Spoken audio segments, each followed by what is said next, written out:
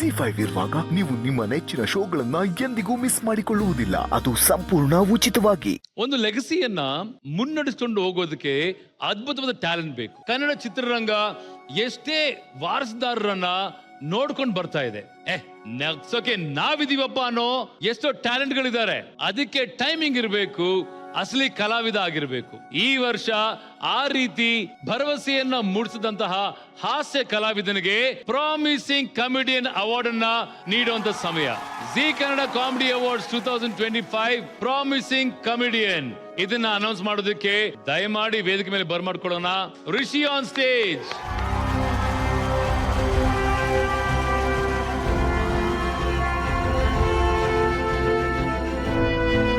Welcome. ನೋಡ್ರಪ್ಪ, ನಮ್ಮ ರಿಷಿ ಇವರು ಕಾಮಿಡಿಗೂ ಸೈ, ಸೀರಿಯಸ್ಗೂ ಸೈ, ದೆವ್ವಕ್ಕೂ ಸೈ. ಸೊ ಹೇಳಿ ರಿಷಿ, ಹೇಗಿದೆ ಜೀವನ? How is life? ಜೀವನ ಚೆನ್ನಾಗಿದೆ. ನಾನಿಲ್ಲಿ ರುದ್ರಗರುಡ ಪುರಾಣದ ರುದ್ರನಾಗ್ ಬಂದಿದ್ದೀನಿ. ನಾನು ರುದ್ರನಾಗ್ ಬಂದಿದ್ದೀರಾ? ಹೌದು. ಸೊ ಹಾಗಾಗಿ ಅಪ್ಪಟ ಕನ್ನಡದ ಹುಡುಗನೇ, ಎಲ್ಲಿ ಹೋದ್ರು ಕೂಡ ಕನ್ನಡದ ಹುಡುಗ.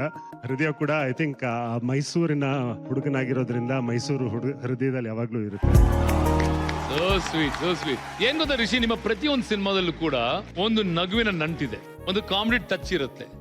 ಕಾಮಿಡಿ ಹಾಗೂ ನಿಮಗಿರುವಂತಹ ನಂಟಿನ ಬಗ್ಗೆ ಆಕ್ಚುಲಿ ನನಗೆ ತುಂಬಾ ಆಪ್ತವಾಗಿರೋರು ಯಾರು ಕೂಡ ನಾನು ಕಾಮಿಡಿ ಮಾಡ್ತೀನಿ ಅಂತ ಯಾರು ಅನ್ಕೊಂಡು ಇರ್ಲಿಲ್ಲ. ನನ್ನ ನೋಡ್ದಾಗ್ಲೆಲ್ಲ ಸಿನಿಮಾ ಇಂಡಸ್ಟ್ರಿಗೆ ಬರೋದಕ್ಕಿಂತ ಮುಂಚೆ ಇಲ್ಲ ನಿಮ್ಗೆ ರಗಡಗಿರೋ ರೋಲ್ ಸೂಟ್ ಆಗುತ್ತೆ, ಇಲ್ಲ ನಿಮ್ ಆಕ್ಷನ್ ಸೂಟ್ ಆಗುತ್ತೆ, ಇದೇ ರೀತಿ ಹೇಳ್ತಾ ಇದ್ರು. ಯಾರು ಕಾಮಿಡಿ ಅನ್ನೋದು ಹೇಳ್ತಾನೆ ಇರ್ಲಿಲ್ಲ.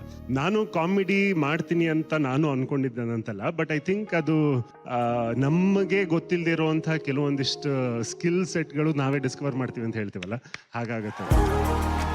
ಈ ಕಾಮಿಡಿ ಅವಾರ್ಡ್ಸ್ ಬಗ್ಗೆ ನಿಮ್ಮ ಅನಿಸಿಕೆ? ಫಸ್ಟ್ ಆಫ್ ಆಲ್ ಯಾವುದೇ ಅವಾರ್ಡ್ ಫಂಕ್ಷನ್ ಆದ್ರೂ ಕೂಡ ಒಂದು ಅವಾರ್ಡ್ ಸಿಕ್ಕಿದಾಗ ನಮ್ಗೆ ಸಿಗೋ ಅಷ್ಟು ಮೋಟಿವೇಶನ್ ಸಪೋರ್ಟ್ ಮತ್ತೊಂದಿಲ್ಲ. ನನಗೂ ನೆನಪಿದೆ, ಮೊದಲನೇ ಅವಾರ್ಡ್ ನನಗೆ ಸಿಕ್ಕಿದಾಗ ನಾನು ಅಲ್ಲಿವರೆಗೂ ನನ್ನಲ್ಲಿರುವಂತ ಕಲೆನ ನಾನು ಸೀರಿಯಸ್ ಆಗಿ ತಗೊಂಡಿರ್ಲಿಲ್ಲ. ನಾನು ನನ್ನ ಖುಷಿಗೋಸ್ಕರ, ನನ್ನ ಸಂತೋಷಕ್ಕೋಸ್ಕರ ನಾನು ಕೆಲಸ ಮಾಡ್ತಾ ಇದ್ದೆ. ಬಟ್ ಯಾವಾಗ 4 ಜನ ನೋಡಿ ಗುರ್ತಿಸಿ ನನಗೆ ಅವಾರ್ಡ್ ಅಂತ ಕೊಟ್ರು, ಅವಾಗ ಓಕೆ, ನಾನು ಮಾಡ್ತಾ ಇರೋ ಕೆಲ್ಸಕ್ಕೆ ಒಂದು ಬೆಲೆ ಇದೆ, ನಾನು ಇದನ್ನ ತುಂಬಾ ಸೀರಿಯಸ್ ಆಗಿ ತಗೊಳ್ಬೇಕು ಅಂತ ನಮ್ಮ ಆಲೋಚನೆನೂ ಬದಲಾಗುತ್ತೆ. ಸೊ ಹಾಗಾಗಿ ಪ್ರತಿಯೊಂದು ಅವಾರ್ಡ್ ಫಂಕ್ಷನ್ ಕೂಡ ಬಹಳ ಮುಖ್ಯ. ಅಂಡ್ ನೀವು ಈ ತರ ವೇದಿಕೆಯನ್ನ ಸೃಷ್ಟಿ ಮಾಡಿ ಸಾಕಷ್ಟು ಕಲಾವಿದರನ್ನ ಕರ್ಸಿ ಅವ್ರಿಗೆ ಗೌರವ ನೀಡೋದಿದೆಯಲ್ಲ, ಇದರಿಂದ ಅವ್ರಿಗೆ ಇನ್ನಷ್ಟು ಹೆಚ್ಚಿನ ಕೆಲಸಗಳನ್ನ ಮಾಡೋದಕ್ಕೆ ಒಂದು ಸ್ಫೂರ್ತಿ ಸಿಗುತ್ತೆ. ಈ ಅವಾರ್ಡ್ ಕೊಡೋದಕ್ಕೆ ನಿಮ್ಮನ್ನೇ ಯಾಕೆ ಕರೆಸಿದೀವಿ ಅಂತಂದ್ರೆ, ಆ ಎನ್ವೆಲಪ್ ಓಪನ್ ಮಾಡಿದ್ರೆ ನಿಮಗೆ ಗೊತ್ತಾಗುತ್ತೆ.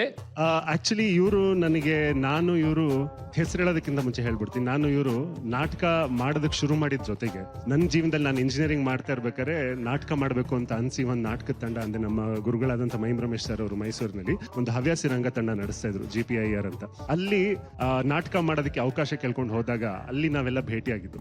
ಅವಾಗೆಲ್ಲ ನಮ್ಗೆ ಇಂಡಸ್ಟ್ರಿ ಬಹಳ ದೂರದಲ್ಲಿ ಹೇಗೆ ಎಂಟರ್ ಆಗೋದು ಅಂತ ಗೊತ್ತಿಲ್ಲದೆ, ತಿಳುವಳಿಕೆ ಇಲ್ದಿರುವಂತ ಒಂದು ವಯಸ್ಸು. ಸೊ ಅಲ್ಲಿಂದ ಇವಾಗ ನಾವೆಲ್ಲರೂ ಕೂಡ ಇಂಡಸ್ಟ್ರಿಗೆ ಎಂಟರ್ ಆಗಿದೀವಿ ಅಂತ ಹೇಳಿದಾಗ ಅದಕ್ಕಿಂತ ಮತ್ತೊಂದು ಸಂತೋಷದ ವಿಷಯ ಮತ್ತೊಂದಿಲ್ಲ ನಮಗೆ. So G Kannada comedy awards 2025 ನ ಪ್ರಾಮಿಸಿಂಗ್ ಕಾಮಿಡಿಯನ್ ಅವಾರ್ಡ್. ಇವರು ಬರೀ ಕಾಮಿಡಿಯನ್ ಮಾತ್ರ ಅಲ್ಲ, ಅದ್ಭುತವಾದಂತ ನಟರು ಕೂಡ. ಅವರ ಹೆಸರು Nagabhushana. Nagabhushan, congratulations. Promising comedian of 2025 Nagabhushan. ZEE5 app download ಮಾಡಿ ಎಲ್ಲಾ ಸಂಚಿಕೆಗಳನ್ನು ಸಂಪೂರ್ಣ ಉಚಿತವಾಗಿ ನೋಡಿ.